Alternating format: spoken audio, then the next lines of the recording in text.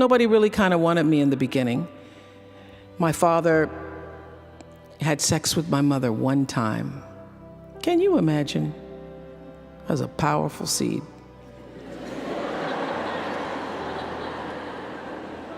Woo, honey child. But one time. And he wasn't in love with her.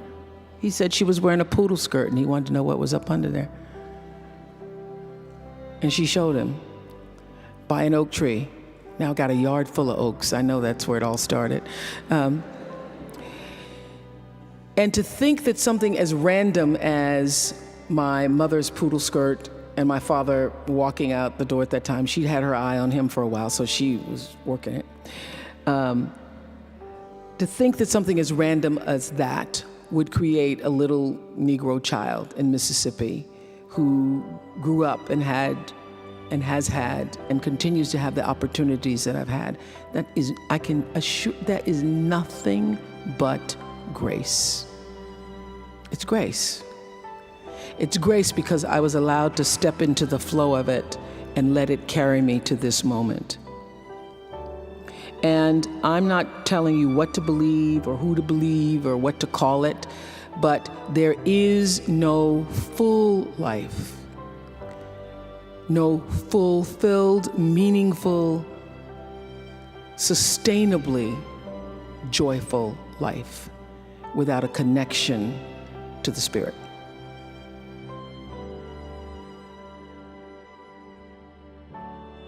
First and foremost, knowing who you are. Knowing who you are. Being able to answer this question, who am I and what do I want? Who am I really? My answer is I am God's child. I am that which is born of all that is.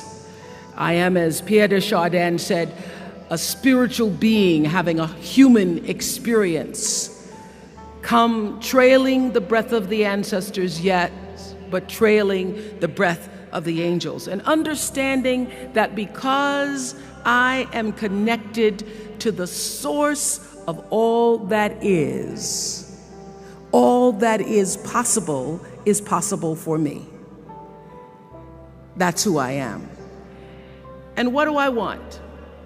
I don't want to just be successful in the world.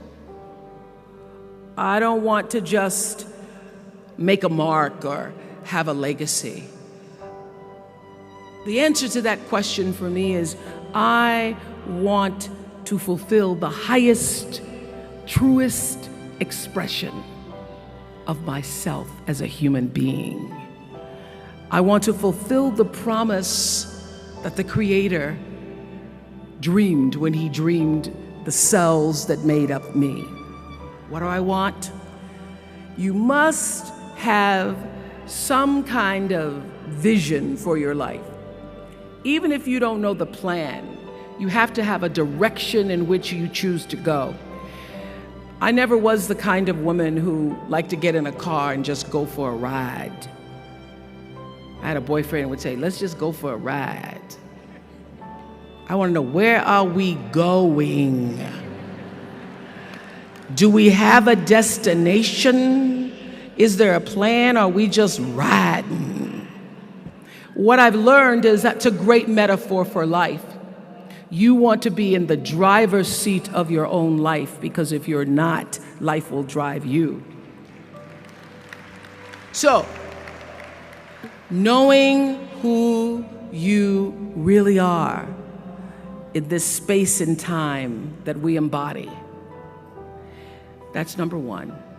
What do you want? Who are you?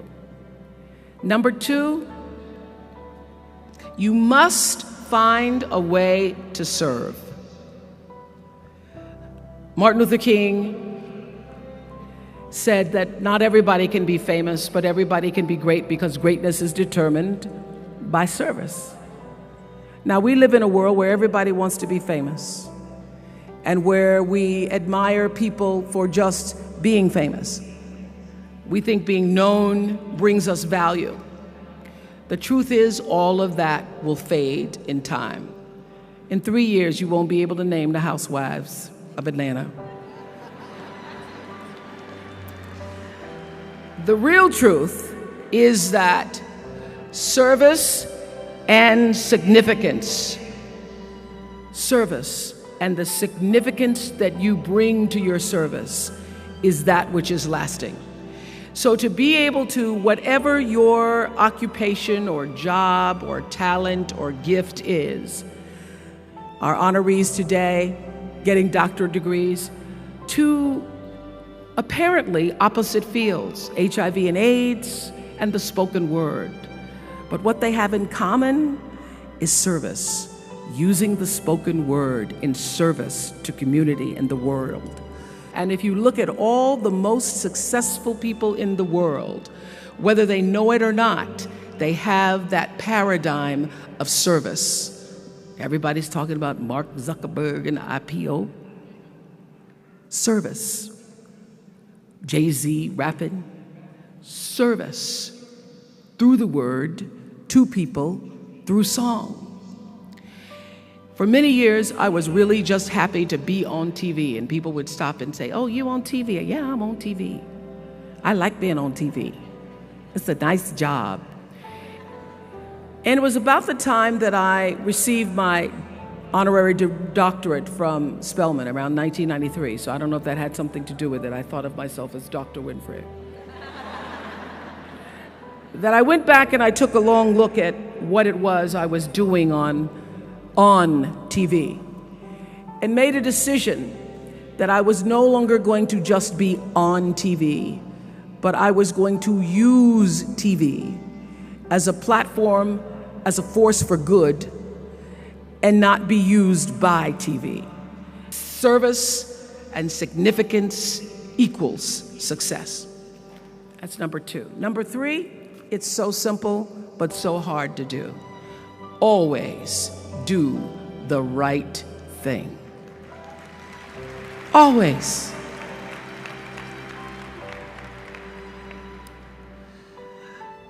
Be excellent. People notice. Think of how you notice. You go to Taco Bell, somebody gives you an extra napkin and some sauce. You notice.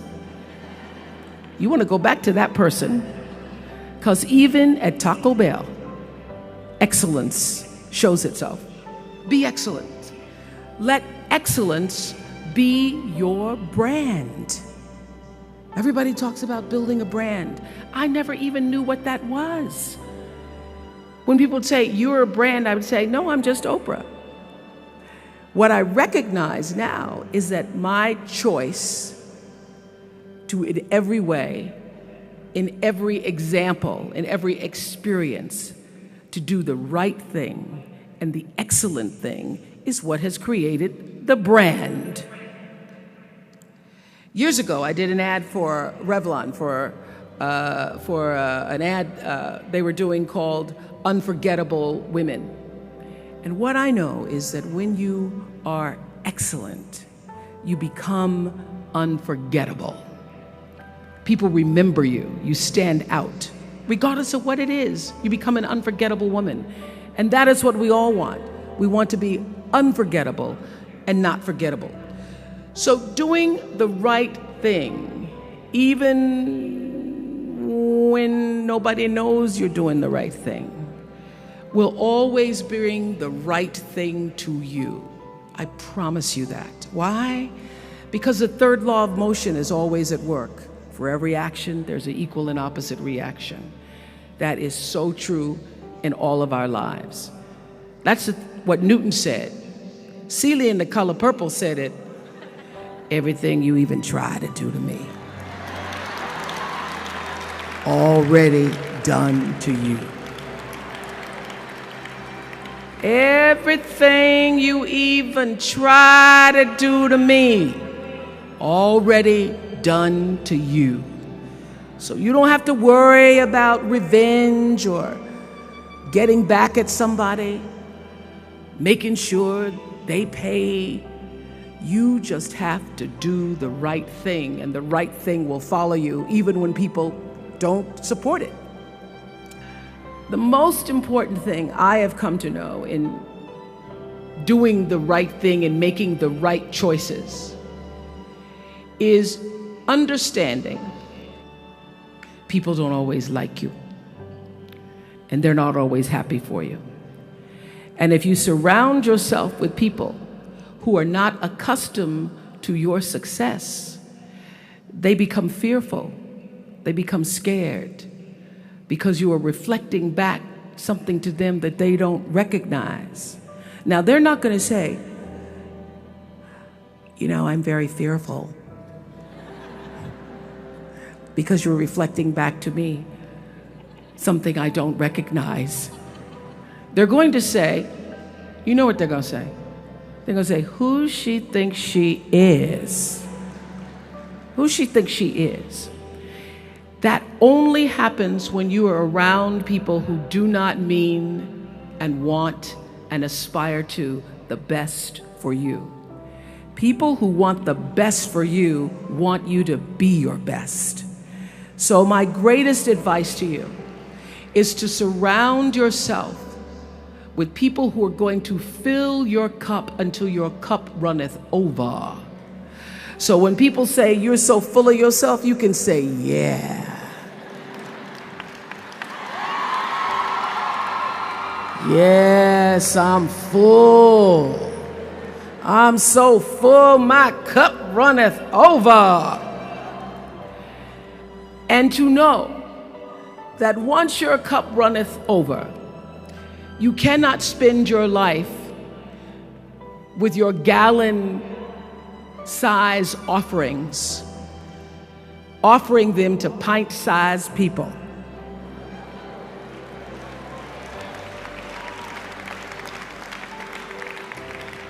You have got to surround yourself with gallon-sized people who can hang in the same company with you, so that you're not offering your gallons to those little pints out there who can't hold it anyway.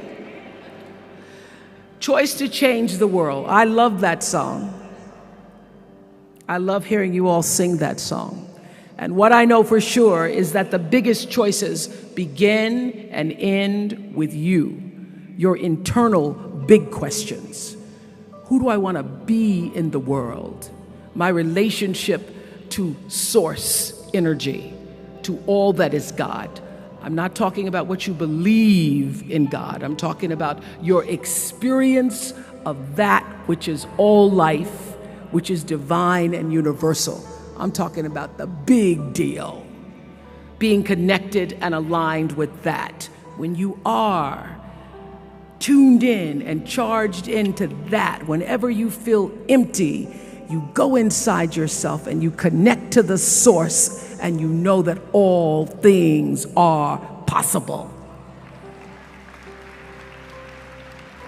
To know that, and to choose to do the right thing in service and significance, I promise you, you will create a vessel of service for yourself first, because you have to honor yourself first. You have to give to yourself first, otherwise you have nothing to give away. You will create a vessel for yourself, for your family, your community, and the world. And those three things will not only lead you to a blessed life. I stand as a witness. My life is so blessed, I can't even take it in sometimes. You want it to be so sweet, so that even when the storms come, and they will, you'll know, this too shall pass. This too shall pass. The storm is passing over, and you shall not be moved, because you know who you are. When you can do that, grace will follow you. Grace and glory. And when they see you coming, it ought to make them proud. Glory that the universe God has in store for you is unimaginable to you. You can't even imagine it. You can't even imagine it. If you will surrender that which is yourself in alignment with the greater self, and allow yourself to become a part of the force of all. Take your glory. It's waiting for you. And run with it. Thank you.